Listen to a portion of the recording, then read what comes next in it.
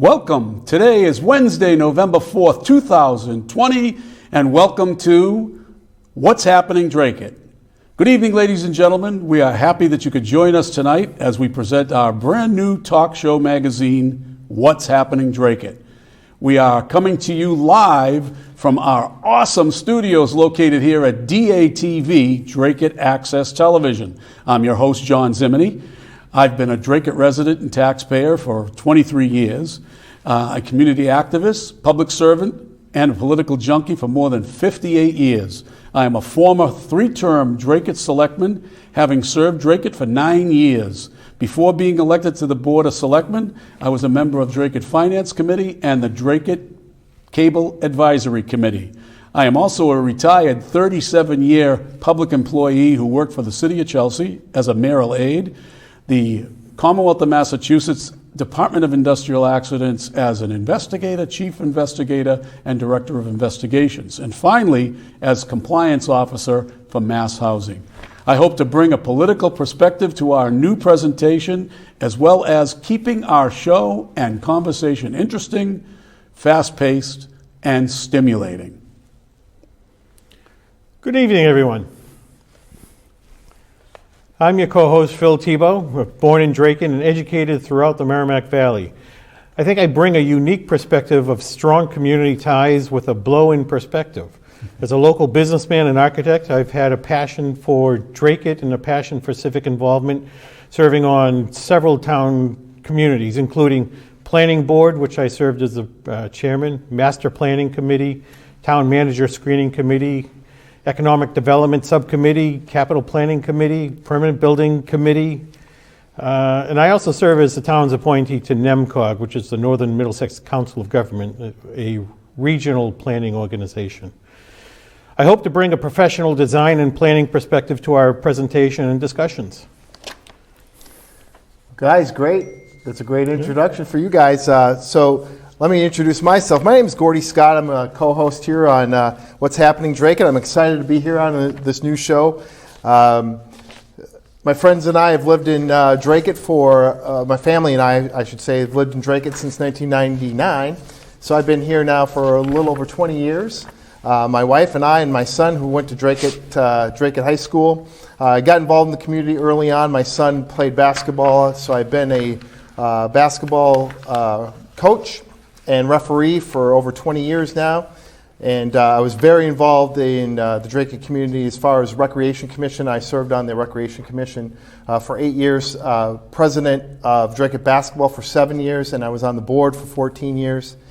And hope to bring a great perspective and keep you guys honest over here on the show. And very excited. I'm happy to be on this first show, and I'm glad you guys had me come on the show with you because I'm really excited. We're absolutely thrilled to have both Gordy and Phil Thibault on the show, and we want you to know that the What's Happening Dracut is a talk show magazine, and we will hope to bring you interesting topics and occasional guests and stimulating conversation and debate aimed at trying to keep you informed as taxpayers, ratepayers, rent payers, and business people in the town of Dracut.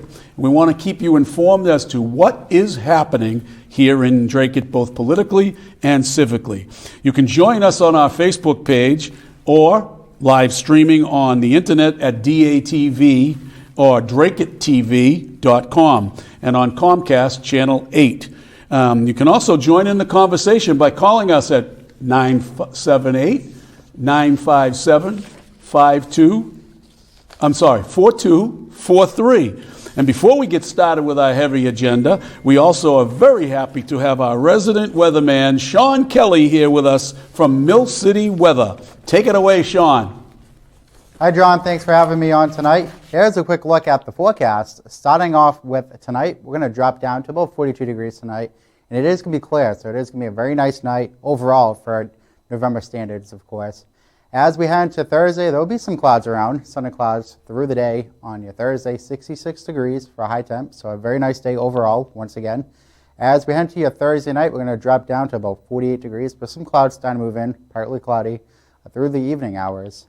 And as we head to Friday, we're going to warm it up. We're going to be in the 70s by Friday, so it's going to be a very nice weekend setting up, of course, mostly sunny as we head to Friday. And as we head into Friday night, we're going to drop down to about 44 degrees. Here's a look at your exclusive 8-day forecast. And we're going to have a lot of sun moving into the 8-day forecast, of course. Temps, too, are going to be in the 70s. We're going to be approaching 72 degrees as we head into Sunday.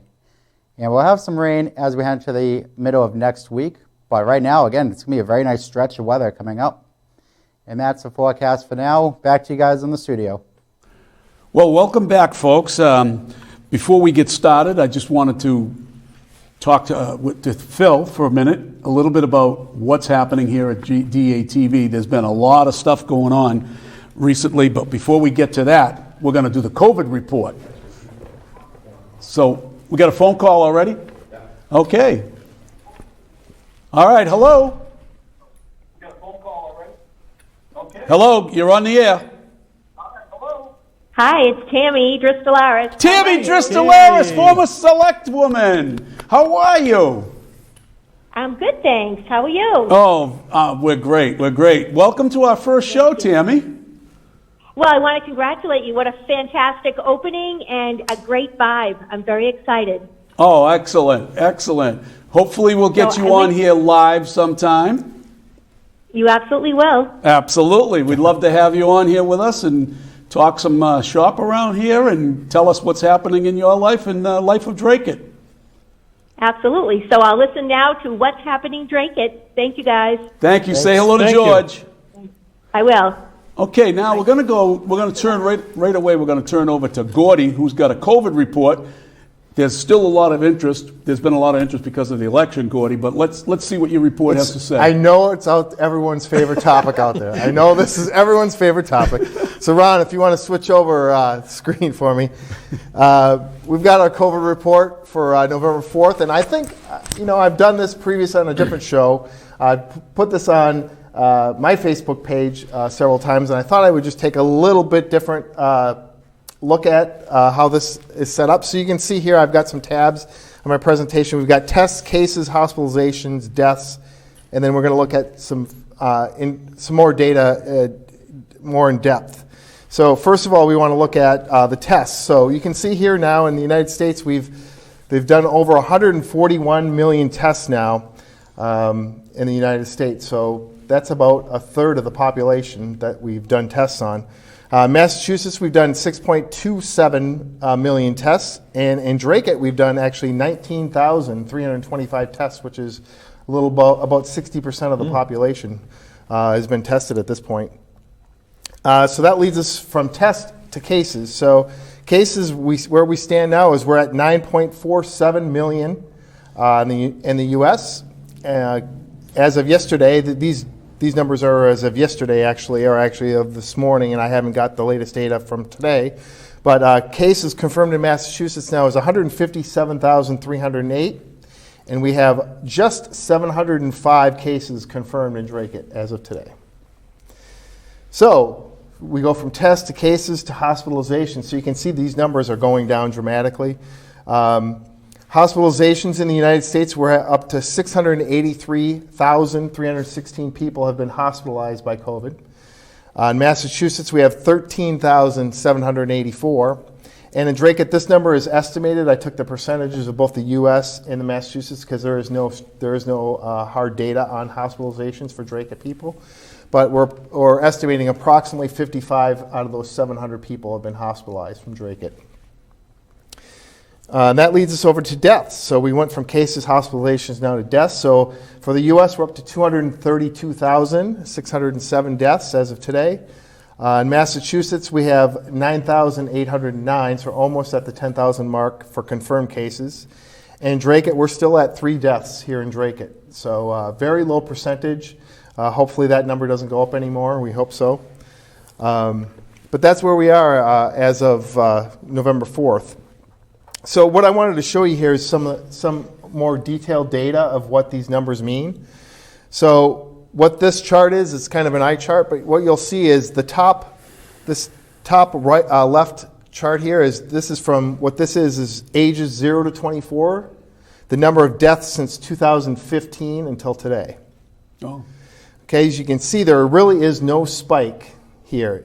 Now, if you look at the one right next to it here to the right, you'll see that's ages 65 to 74. And when COVID came out back in April 4th is when this line started to raise up, and then when it came down here, that was May 30th. So in those 2 months, that's when the big spike of deaths was.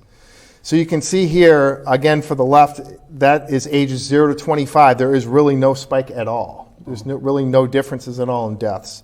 Then we move down to the next one right below that is ages 25 to 44. Again, you can see a slight rise here towards the end. Slight rise, but no big spike as we saw with some of the other ones. So one below that is the ages 45 to 64, and you can see here is a small spike from 45 to 64. Again, 65 to 74, you can see that spike. 75 to 84 is here, and then ages 85 plus. So you can see the spike once people hit any people 45 and older. But the interesting thing to note here is after May 30th, look at the death count. It's back to average across the board. And actually, 75 to 84, it's actually lower than it had been in the previous 3 years. Again, with ages 85 and above, I don't know if that's because so many of them passed away between April 4th and May 30th, but it is lower than the average for the past 3 years. So you can see, you'll see in the media, a lot of that is a lot of panic that's saying, COVID's out here, and obviously it still is. We still have COVID, but it's not as deadly as it used to be back in April and May. So just something to note. I'm just providing the data. This is taken right off the CDC website. And this one I wanted to share with you too. This is I spoke with John about this prior to coming on the show, and this is very interesting. This is pre-existing conditions or comorbidities. That is what people die of on their death certificate. So when someone has COVID-19, what is the reason of death on their death certificate? So it's very interesting to note that only 6% of the people of those, if we go back, and I'll show you, whoops, sorry about that. We go back to deaths. Out of those 232,000 deaths in the U.S., right? So out of those, only 6% of those, which is 12,620, the only cause of death on the death certificate was COVID-19. So the actual deaths from COVID-19 only COVID-19 is around 12,000 people. 12,000 so people. When a person was being transported for a heart attack to the hospital and they died in the God forbid, but they died in the ambulance. When they died in the ambulance and they got to the hospital and they tested them and they found it was COVID, they listed them as a COVID death. Well, what they would do is put down heart attack and COVID-19. Unbelievable. So you can see here, on average, there was 2.5 approximately conditions on everyone's birth or death certificate when they were positive COVID case. Mm-hmm. You can see here, flu and pneumonia was high, obviously, because if they're in the ICU on an incubator, probably they had pneumonia. Mm-hmm. So you can see that was over 90,000 cases out of the 230 cases. They either had influenza and pneumonia and COVID. You can see here there's also chronic respiratory disease, there's cancers on here, cardiac arrest, sepsis, obesity, diabetes. So you can see here lots of other comorbidities that are causing the death, not just COVID. So I wanted to just bring that to people's attention to say, there was a reason to panic when this first came out because we didn't know a lot about it. But now that we look at the data and we're looking a little bit down deeper, it's really only 12,000 people that have died. And to put that in perspective, over 50,000 people every year die of the flu. Yeah. So Phil, what do you think? Where do you think we go from here with COVID? Do you think we really stick with this whole thing? Are we going to have a big shutdown coming? Oh, soon? I to be honest, I think so. I've been saying that. Until just recently, I've been saying December 1st that I think everything gets locked down again. I'm thinking now it's before Thanksgiving. Right. And I mean, certainly the data shows that it doesn't have to be that way. We have a better understanding of what protections we need, who's our vulnerable population, and what we can do to protect them. And Gordy, we also have a handle on future treatments and vaccines that have come out. Yes. Correct? Correct. So the vaccine, the latest news on the vaccine is it's going to be out by January 1st. So that's good news. The question is, do people want to go out and take that vaccine? And I think they have about 300,000 that are ready to go immediately. And those are set to go to hospitals for the frontline workers and for old, nursing homes, things of that nature. So the elderly will get them first. Healthcare workers will get them first, and then they have 10 million actually lined up from Johnson & Johnson, Moderna. So there's companies that already have the vaccines ready to go. They've been producing them for the last several months.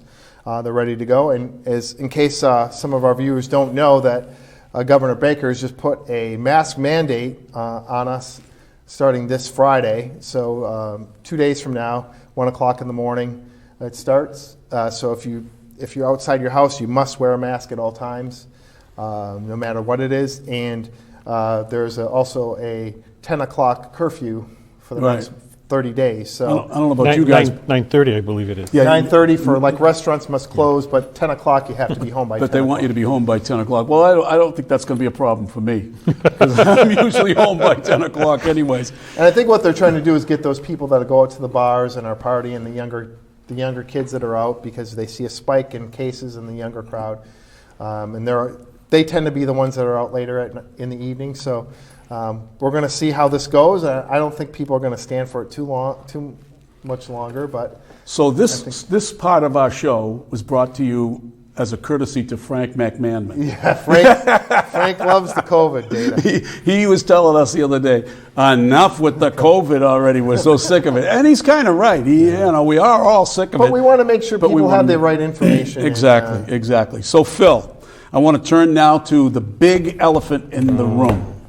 And the elephant in the room is how DATV is doing and how we've been getting kicked around by local government and local news, and why is that happening? Do you have a clue as to why that is happening? It's much ado about nothing, that's for sure. Why? I mean, I think it's simply put, it's essentially political retribution. I mean, that's the only thing I can call it. Yeah.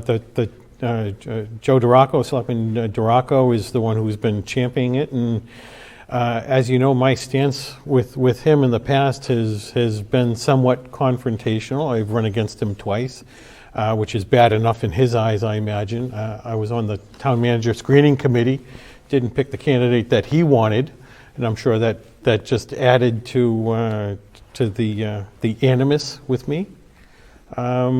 Pure and simple. That's all it is. Now, of course, we all know that you ran against Joe, but I ran against Joe too. And then I served with Joe for 9 years, and there were times we got along and there was time we didn't get along. But what baffles me is that he knows how DATV is constructed and how it works. He knows, because he's been on that board for a long time. Well, shame on him that if he doesn't know. But the bottom line here is that this has been a political witch hunt of Joe's since the beginning of a certain television show at Dracut Access Television that he and his fellow members of the board, namely Jesse Forcia and Lonnie and a couple others, didn't like, because we would bring the other side of the story. So, he wanted to shut down that show. And when he couldn't do that, because the board of directors here and DATV have no control over content. It's regulated by law that we can't be talking about First Amendment rights and systematically shutting down First Amendment rights. And I think that's even brought to his attention through town council, Jim Hall, who just reiterated that exact thought that, hey, censorship is not allowed by the contract between the town of Dracut and Comcast for their cable. So we here at DATV, we're on the board of directors, so we're not talking about anything that happens in the boardroom that isn't already public, correct? Correct. Everything that's been brought out publicly recently is either from Joe Duraco or from our other new nemesis, Brian Bond, right? So Brian Bond has an axe to grind. We'll get into that in a minute. But just quickly, Phil, Tell Joe and the audience again how DATV is a private, non-profit corporation. So, exactly. We're a private, non-profit organization, have nothing to do with the town other than we provide the cable access. And that started back in 2006 with a contract with Comcast that the town of Dracut negotiated when Comcast wanted to get out of essentially providing cable access channel services. It was no longer profitable for them. They wanted to get out. So they told all the towns, you can either take it as your own department, or you can set up a non-profit organization, a cable access corporation. And that's what the town of Dracut ended up doing. They formed DATV, Dracut Access Television. Right, and I was part of that because I was on the Board of Selectmen and on the Cable Advisory Advisory Committee, and I was on the Board of Selectmen. Right. So then when we transferred over, that's how we all became members of the board.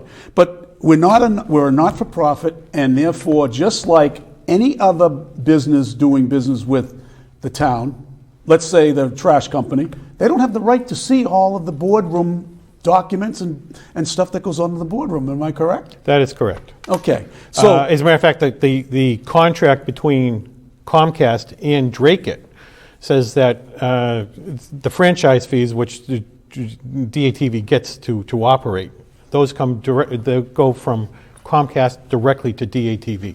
So let's quickly talk about the franchise fee. The franchise fee is not a tax.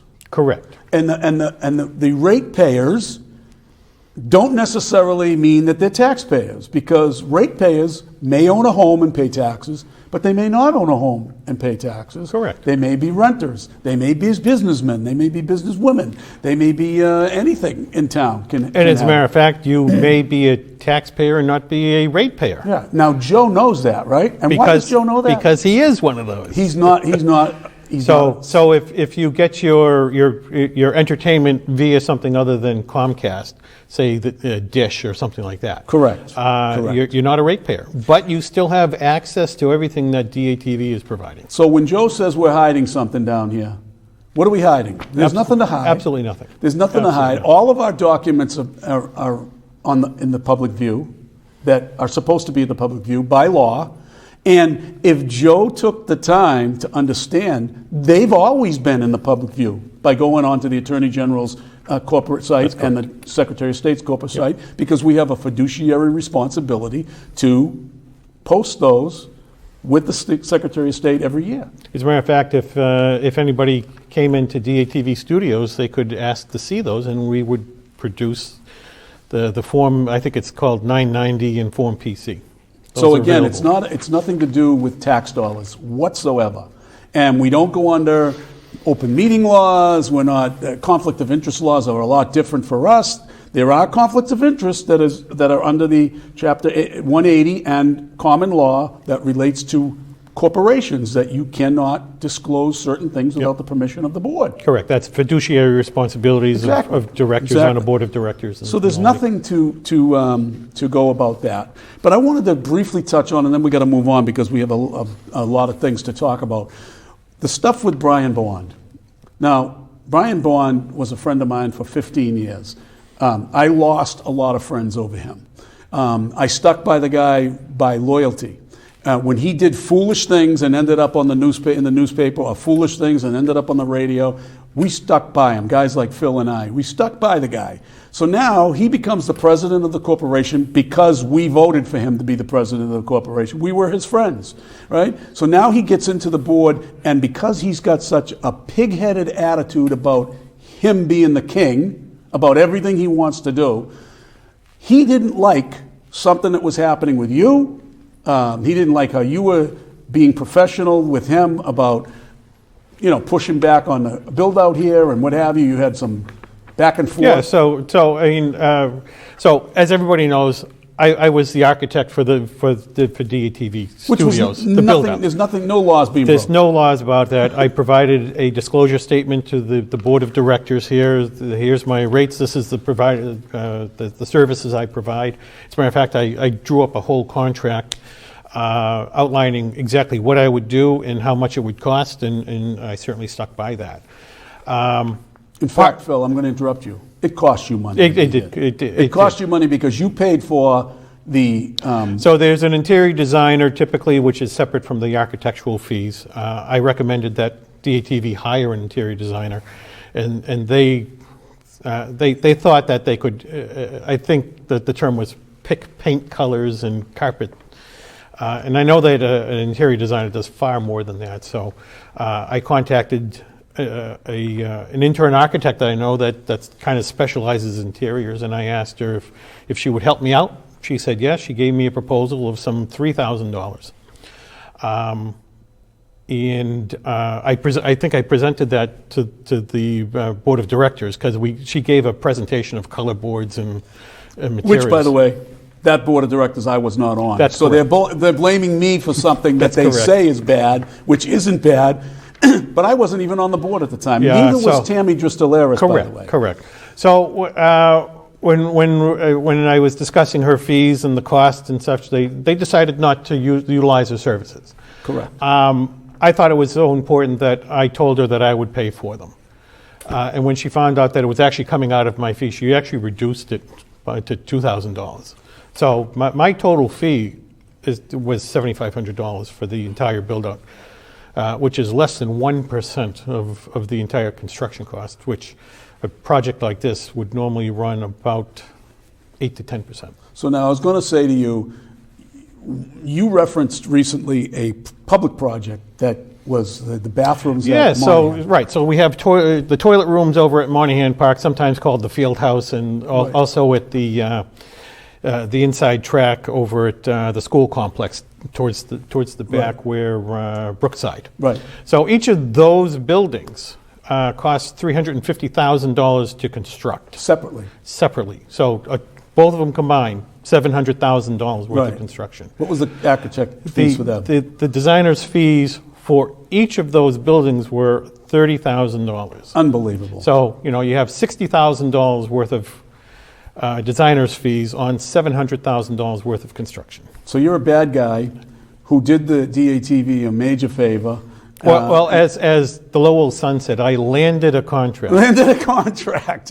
But I hope I hope I don't land many more like that. So let's get back to Brian Bond for a minute. So Brian Bond, who is stubborn as a pig and stubborn as a mule, he doesn't like a couple things because a couple people go against some of the things that he wanted to do. Well, that's what democracy is all about, and that's what, people being on the board is all about, saying, I don't agree with you on. So we were having some meetings about bylaws, and he got mad at us one day because we didn't vote for a particular bylaw that he wanted. And then we also didn't we weren't going to provide something for one of the schools, and he got all upset about it, and he started making it public. He stormed out of the meeting, telling us to go F ourselves and what have you, right? Pretty rudely done. Pretty strong language. I wonder how his mother would feel about that, saying stuff like that. And then he started posting publicly things about the board that he should not have done. And he's still doing it. But he thinks he's bothering us. The bottom line is we're just having our say tonight because we can. Right? Yeah. To be honest, this is the first time I recall of any of this being discussed in public by me. And by me too. Yeah. By me. I mean, I've done it on City Life a couple times, but a little bit constrained because John McDonough didn't want to get too much into it. Yeah. There was an interview done with the Lowell Sun with Prudence that we kind of went over everything. Chris Scott from the editor of the Lowell Sun has lambasted me several times and has never picked up a phone to give me a call and ask me questions. Well, you're a target, Phil. I am. You're a target now. You and I are targets because we're the bad guys of Dracut. We don't want to, because we expose things. It's apparent to me that the Lowell Sun is the butcher paper that they're wrapping up a pound of flesh. There you go. So anyways, we wanted to just clear the air a little bit, and the whole thing about Brian Bond being persecuted for something that he did. It's him and his bad behavior which gets him in trouble. It's not the first time. It won't be the last time because he doesn't know how to control himself. He's not in control at home. We know that.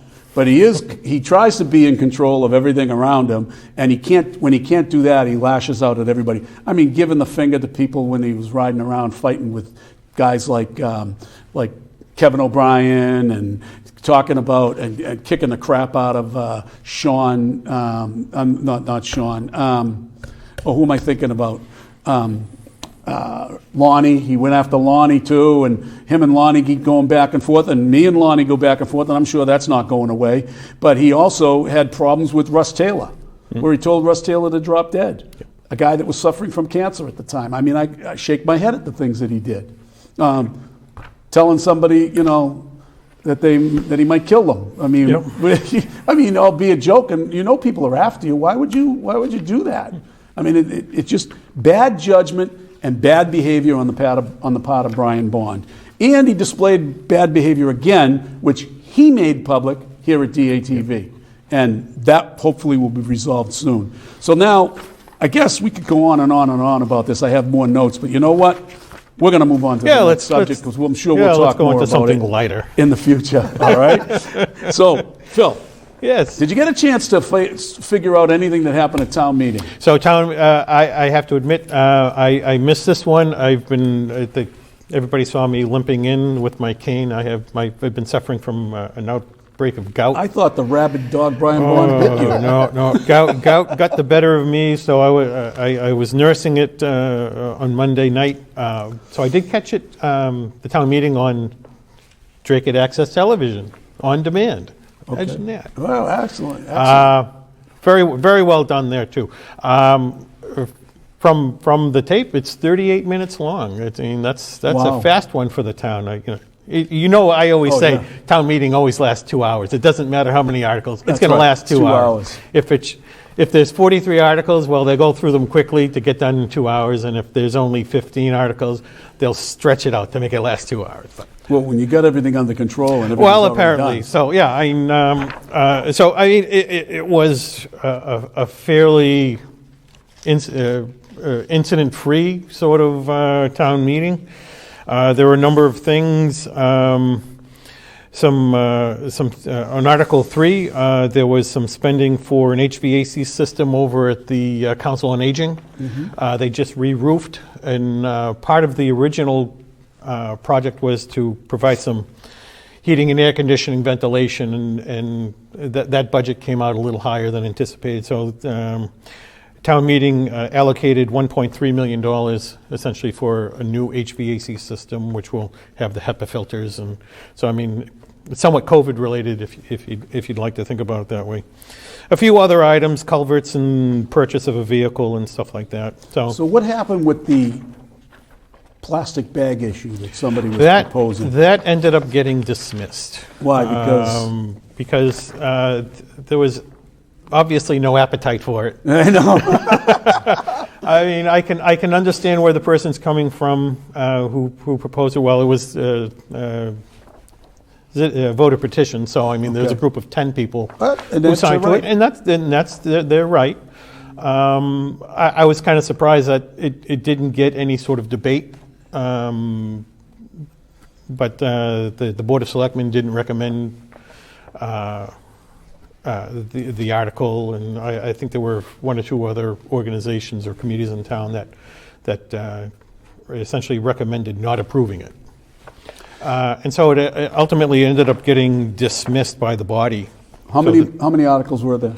It looks like there were 16 or 17. And most 18. of them are standardized So stuff. the ones towards the end, as they usually are this time of year, they're street acceptances. So a developer who does a subdivision, puts a street in. Usually the street sits for a year through a winter, and then the DPW and engineering department take a look at it, and if there's any things that need to be fixed, usually they're outlined and they get fixed. So there were a number of street acceptances that went through without any problems. There was community preservation money that was allocated, $50,000 for a new roof for Harmony Hall. Mm-hmm. Believe it or not, that roof is about 20 years old. Wow. I know, it goes by quick. Wow. And there was also some money allocated for some rehabilitation or repair of the squash barn over at Beaverbrook Farm. And that was, I believe, $50,000 also. Although that, in my estimation, is very short money for anything that they would try to do to repair an exterior of the building. So I'm not sure what they're doing there. There's a row of arborvitaes that go almost around the entire building that they're overgrown. I think it's going to be $10,000 just to take those out. Oh, yeah. So who knows? Who knows? There was also an article for the farmstead to remove required historical work interior to the building, so it's only historical restoration on the exterior of the building. So they're looking to sell the homestead through an RFP process, and essentially create a single-family home. Maybe I don't think it could be duplex because it's not zoned for it, but get more interest that now that somebody doesn't have to put a ton of money inside to make historical restoration interior that nobody will ever see.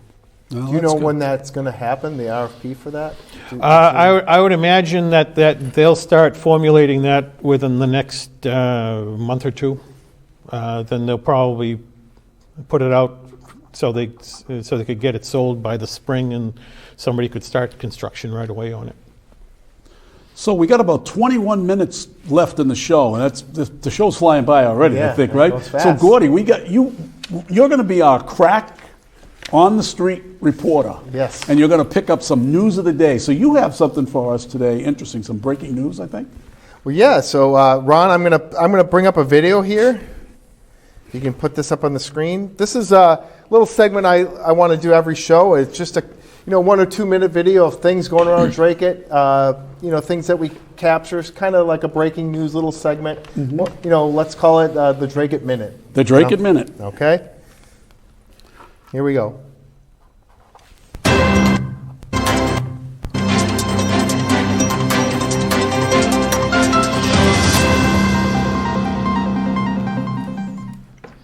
On October 31st, local Dracut residents came together on Halloween days to raise some late campaign support for President Trump.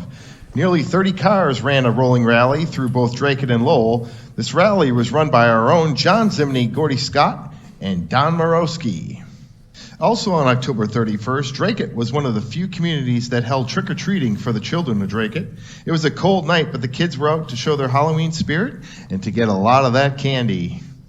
In other news, a 20-year-old Dracut man, Adrian Komborowicz, who fought for over a month to survive a gunshot wound to the chest, died Monday, October 26th at Tufts Medical Center, where he had been on a ventilator since shortly after a Dracut teenager, Christian LeMay, allegedly shot him while gunning for someone else, according to the police. Several vigils have been held for Komborowicz over the past few days, and funeral services will be held this week. That's this week's report. For What's Happening Dracut, I'm Gordy Scott. Very good, Gordy. Not bad, right? That's For very my first- good. Yeah. What do you think? I think he's got I think so. a new career on the horizon here. No, but the story about Adrian is very sad. Yes. He's a friend of my son. I actually went tonight. The wake was tonight, so my wife, my son, and I went to that. Very sad. A lot of people showed up for that. So my heart goes out to the family. We've been in touch with them. Very tough situation over some drugs. Adrian was in the wrong place at the wrong time. Tried to step in the way. Try to, Stop something. stop something from happening, and he got shot. So, and he was one of those kids too. Very good kid. He was one of those kids that he had the world by the hair. If you use that expression, he just loved life. Very excited kid. Just loved life. He was one of those kids where you just put a smile on your face every time you see him. He would make you laugh. So, gonna miss him. He's a great kid. I know tonight there's a lot of heavy hearts in Dracut. The funeral was tonight, or the wake was tonight. Funeral's tomorrow. I will be attending. That's a virtual funeral. I will be attending that as well. So, heart goes out to the family. We send our condolences to the Komborowicz family. Certainly. For sure. If you have some news, breaking news, or something that you want to have come on the show, we have a guy here that's going to be going out and doing it, taking care of breaking news. We also have a special feature coming up, hopefully starting in 2 weeks, we will be going every 2 weeks. And the young man from Dracut High School, Richard Silvio, is going to present a human interest or a Dracut interest story, 3 to 5 minutes on tape, every show, so starting in 2 weeks. So we look forward to Richard doing that also. So Gordy, you put together a little bit of a report on the election, the recent Yeah, I Dracut wanted election. to really touch quickly on the schools. Oh, if I okay, the could. school stuff first, that's right. So I did, every week I'm going to try to pick a topic that, something that's happening in Dracut where we can do a little more in-depth reporting and figure out what's going on with a certain special subject for the week, right? So next week I'm looking at how COVID's Frank's favorite subject again, how it's affecting local businesses here in Dracut. So I'm working on that story now. So hopefully we'll have that for you next week. But I just want to talk quickly about some of the things happening at the school. So for those of you who have children in the school, you probably already know this, but for those of you that don't, this may be news to you. So at the beginning of the school year, parents were asked, do you want to have your children learn from home, or do you want to have more of a hybrid model? So the hybrid model basically is they go every other week. The children stay at home 1 week, they go to school the next week. They stay, every other week. And then there's a fully learn from home that they can do. And I think it's called RLA, Remote Learning Academy is is the official name for it. So the children can either pick either way. And so I did speak to a few parents about how that was going for them. I tried to put together a video segment, but some people are a little shy. They don't want to. Camera shy people. They're not like us. But I did get some feedback about that, and I don't think it's a very good thing for the Dracut Public Schools, because the feedback that I heard about, obviously the in-school learning is much better than the remote learning, and the feedback I got from the parents, the remote learning, there's not a lot of remote learning going on, so not a lot of teacher intervention with that. It's mostly learn it on your own. So parents are not very happy with the RLA here in Dracut. Can you do a little bit more digging into that? Because, yeah, I definitely will. I'm sure that some of our school people out there are going to look into it further. And by the way, if Matt Sheehan is watching tonight, I'd like to have him, he wants to come on the show, and I'd like to have him come on the show and be a guest and talk about what's going on out at the regional school, because I'm sure they have their own plan on what they're doing remote and how they're doing, and we have a large population of kids here in Dracut that go to that school. So along those lines, if you could maybe reach out and get somebody from the schools to come in and talk to us. That would be great. It'd be great. Certainly remote learning is very difficult. I mean, even for an adult to do any sort of extensive continuing education, which I as an architect need to do 18 credits a year, and that can be difficult sometimes. And getting in front of the screen and staying to the task of learning something new, trying to understand something can be very difficult, and especially for children. Well, because first of all, they have to be very disciplined to stay there, and you have to be able to keep your attention going. And many of us and kids today have attention deficit. And it's hard for them to do. I mean, I coach up at St. John's Prep, and the kids that I talk to every day, they hate it. Even though they're actually in the classroom, when they're not in the classroom, when they're remote learning, they are in the classroom through remote. And they say it's just totally different, not a good feel for them, and it's very difficult for them to stay focused. Sometimes the technology fails, you lose your connection. Well, another thing with learning too is often that human contact, that human interaction, and for as much as people say, get on Zoom, you can talk with people, it's not the same. You're essentially talking to a television. And it could be somebody that you know, but you're still talking to a television rather than talking to a person, and you're interacting with them. Very completely different, very, to some degree, very dehumanizing. Yes, it and is. that makes it very difficult. It is. And I think one of the big feedbacks was, and I don't know how they would do it with technology, but they thought it would be a good thing if the teacher just did this class like they normally did at the front of a class, if they could just have a camera and the teacher would just teach, and then everyone could remote learn. And they would have to figure out how do they raise their hand, and how does the teacher see that kind of stuff. But that's the feedback I got, is it'd be very nice if they could have that, a teacher standing in the front of the class like they always do, and just have every teacher being recorded. Now, it's a lot easier said than done, because how many cameras do they have to have, and how much does that all cost and everything. But that was some of the feedback I got from the parents. Okay, so do we want to get right into the election now? Or Sure. Do we want to talk a little bit about the election? But Phil, you made an interesting comment before we went on the air. How many people actually voted?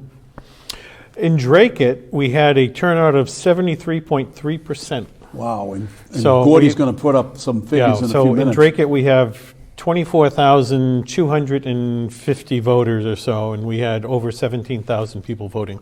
That's Remarkable. got to be one of the highest ever. I think it is, and we were talking about how when the 2.5 prop override came for the high school renovation Right. project, I think that had a turnout of 60 or 65%. Wow. And we thought that was just enormous. So Gordy, yesterday I went in to vote with my wife, and I'm sure we all went to vote. And when I went in to vote, I got to say that in-person voting was painless. We had to wait a couple of minutes after we had voted to put our ballot in, because they had to change out some of the ballots that were already in there. Too many ballots were in there. Something was going on with the machine, and eventually we did get it in. But I mean, it was maybe a 5-minute wait. But I got to hand it to the local authorities on how they handled that. One location, one stop, pretty much. Everybody went in. You were social distanced. They were cleaning everything. They were making sure that you were social distanced. You used a pencil, and you dropped the pencil off afterwards so they could sanitize it. But it was pretty good, I thought. One of the questions I had is that no one was able to answer, at least the woman when I was exiting. I said, there's no sign out when you tell them what street you are, give you the ballot, you put your ballot in, then you sign out, you check out. I never knew that. That was part of the COVID-related emergency orders way back that they eliminated that. Oh, wow. She really didn't know the answer. She goes, I'm not sure why that. And then a gentleman came over and said, this guy's voted for a while since he knew that. Yeah. They asked that question, and they didn't really answer it, but I'm like, okay. But yeah, I wasn't sure. That was the emergency orders signed. As a matter of fact, they put them in place for the primary, because there was no checkout at the primary either. So anyways, we have a couple of people watching here today, and we're getting all kinds of compliments on how good the show is looking. We're all in ties. We're looking all spiffed up, But I want to thank you, and I want to thank Tammy Dristeleris for being our first caller, which was a surprise. She called in earlier in the show to congratulate us and to wish us luck. But now, John, did you get any sleep last night with this presidential election? Please, I've been depressed all day. It doesn't look good for Donald Trump, I think, but there are good signs, there are always silver linings in some kind of the cloudy days. And the silver lining today, I believe, is that the Senate is going to stay with the Republicans, and that we do have an SJC, Supreme Judicial Court, that will be conservative for 30 years, long past anything AOC, and these guys can try to, jam through. So. And even the House of Representatives got a few more Republicans in there. So yes, and that's picking up also. And now, if we can only just get rid of Chuck Schumer and AOC and Nancy Poison Pelosi, and we'd be in good shape. I don't think it's completely over for Donald Trump, but I do think he's on life support. Would you say that? Yeah, I mean, unless there's something comes out of Nevada with a miracle. I think it's pretty much over. Phil, you've been involved in politics for a while, and Gordy, have you ever seen a recount change a vote, change the outcome of an election? See how long you had to wait? To be honest, I think I think there has been. I think they're far and few between. I would agree with that. At the presidential level, I don't think. And I think it's usually in a local race where there's maybe 5 or 6 vote different, under 10. Right. But you still have your military overseas votes that are still coming in. Right. You still have mail-in that have been. They'll be receiving those till Friday, and even some states are beyond that. Yep. So I mean, it's hard to say. So I think that, he's got an uphill climb, but some of the things have got to fall in place for him. He's got to flip, I think, Nevada to get Nevada's votes. Ron, do you want to bring up the screen? Sure. Why don't you bring up the screen, Ron? Here we go. Go ahead, Joe. Go ahead, Gordy. Yeah, so this is where we stand. I think right now it looks like it's 264 for Biden, 213 right now for Trump. You can see here. I've done a little bit of my math and put in here, and if this ends up the way we think it's going to end up, it looks like it's going to be Joe Biden 270, Trump 268. Imagine that. So where we stand, the things that are left right now is Alaska, which we're pretty sure that's probably 62%, I think, right now, Donald Trump. So that's pretty much going to be red. Georgia, North Carolina, and Pennsylvania, he's all leading right now. When I went to bed at 2:30 in the morning last night, he had a 650,000 vote lead in Pennsylvania, and I think before we came on the air, it was down to 250,000. That fast. Less than 24 hours later. Right. It was all 1.5 million vote. All for write-in. Imagine that. Yeah. Ridiculous. Mail-in ballots. And then Nevada, Arizona's been called by most people. I think the only one, CNN is the only one not to call it Arizona for Biden. And Nevada is really his only hope at this point. So if he doesn't flip Nevada, he can't win. That's the only state he's got a chance to flip. It was 7,600, I think. And it's been that way all day. He was trailing by 7,600. It hasn't changed. I think there is outstanding 130,000 votes still in Nevada. So that's quite a few votes. So there is a chance. But again, these are all mail-in ballots. So the way it's been going with mail-in ballots has not been good for Donald Trump. So it looks like, unless something happens with Pennsylvania, and that switches to Biden, it looks like it's going to be a 270, 268 victory. Okay, but he's now going into, he's challenging in Wisconsin, was the word as I came in to DATV today, that he's going to challenge the recount over there and try to find out what's going on. So I'm just amazed. All night he was leading with Wisconsin and in Michigan, and then all of a sudden, boom. And I'm afraid that if that happens in Georgia, because Fulton County is Stacey Abrams' country, and that's where Atlanta is. And if that continues, if they get enough votes out of there to flip over Georgia, it's definitely over for him. Yep. But it seems as though he could take those three, and he's got to. Well, he has the lead in Pennsylvania, North Carolina, Georgia. He's got the lead. Nevada is 7,500 votes.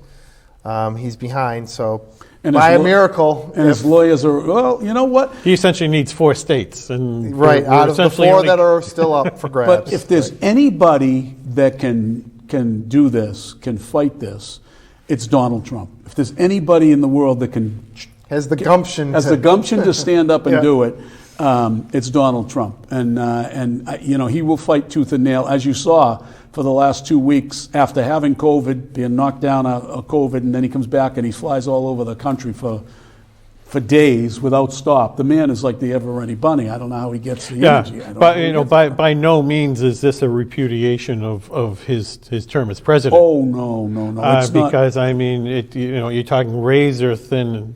Well, if COVID didn't happen, he would have been a landslide. I mean, Joe Biden, give me a break. And we're going to have, basically, Joe Biden's going to be a figurehead, and everybody else is going to prop him up, and it's going to be a sleepy 4 years. Weekend at Bernie's. It's going to be a sleepy 4 years, especially with the Senate being in control by the Republicans. They're not going to be able to jam through all these tax increases and things that they're going to be look to do. But they'll have to do it bipartisan. I'm sure there will be a stimulus plan that'll come out soon to get the economy back roaring again, and to get people who are hurting. I mean, Nancy Pelosi and the Democrats in the House have killed, along with some of the Republicans in the Senate, have really put more harm onto the electorate and the people of the country over the last month or so without doing something for stimulus. But Gordy, what about Dracut? Yeah, so Ron, if you could bring up my screen again. We got 3 minutes. Here's the election. Let me see if I can blow that up a little bit for people. So you can see here the presidential election. The top line is Biden and Harris, and the fourth line is Trump-Pence. So you can see here, this is the Biden vote total. You'll see, as Phil mentioned, we had 24,260 registered voters in Dracut. Out of those, 8,582 voted for Biden, and 8,692 voted for Trump. So Trump So he won in us- Dracut. Won in Dracut. That's a good thing. But you compare that to the last election, I believe he carried some 70%. 70% of it in Dracut, yeah. And then there was a couple other things. I think Kevin O'Connor, Ed Markey were the only other one that was up for. And Ed Markey didn't win by much, about 700 votes. So you Yeah. can see that Dracut's a pretty Republican. Kevin One of O'Connor, the few. did a good showing in Dracut, that's for sure. And then I don't know if they have the yes/no ballot, the yes do have question. So here, question one, the yes was 4223, That's the right to repair. right to repair, and 1147 for no. So a lot of people didn't fill that out. Right. And then on the scam Oh, question. sorry, it's 12,000 yes, it's still- 4,000. right, it's still- 1,100 people didn't fill it out. Yeah. So 12,000 to 4,000, that's Yeah, pretty 3 to 1. That's a resounding. run. Yeah. And what happened on the scam vote of That's question two. So yes votes were 5,300, and no votes were 99. So, so almost that like went that. Almost down. 2 to 1.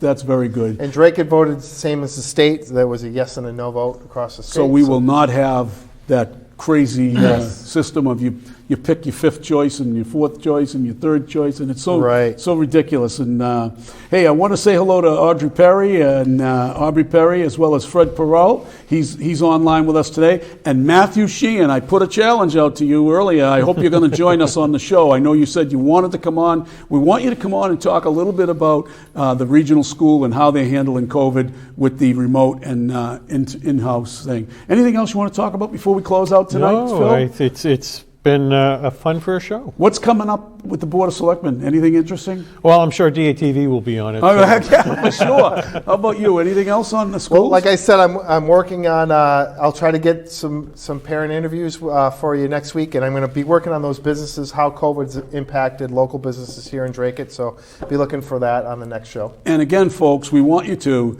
be interactive with us. Give us. You can reach us through our. What do we have? Do we have an email? We have an email and a Facebook page. You can reach us through the Facebook page and tell us what you want to know. What's happening in Dracut? Yeah, give us story ideas. Put it up there, and we'll do the investigation for you. And Gordy, you got the closing, buddy. All right, so we hope you enjoyed our first show. We love being with you here in your home, bringing you all the latest news on Dracut. And when it's Wednesday and it's 7 o'clock, it's What's Happening Dracut. Good night, Dracut. Thank you for joining us.